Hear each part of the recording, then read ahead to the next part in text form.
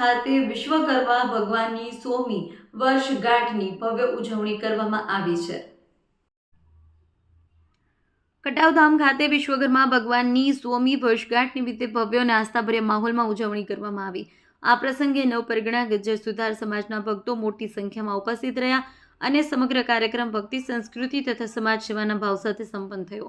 ઉજવણી દરમિયાન મહંત શ્રી જયરામદાસ બાપુએ ઉપસ્થિત ભક્તજનોને આશીર્વાદ આપ્યા। આ અવસરે ભવ્ય શોભાયાત્રાનું આયોજન કરવામાં આવ્યું, જેમાં ધ્વજ, ભજન, કીર્તન અને વિશ્વકર્મા ભગવાનના જય ઘોષ સાથે ભક્તોએ ઉત્સાહપૂર્વક ભાગ લીધો।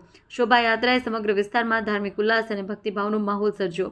કાર્યક્રમ અંતર્ગત પ્રતિભાશાળી વિદ્યાર્થીઓ અને સેવાભાવી કર્મચારીઓ માટે સન્માન તથા ઇનામ વિતરણ સમારોહનું પણ આયોજન કરવામાં આવ્યું, જેમાં સમાજ માટે યોગદાન આપનાર વ્યક્તિઓને સન્માનિત કરવામાં આવ્યા।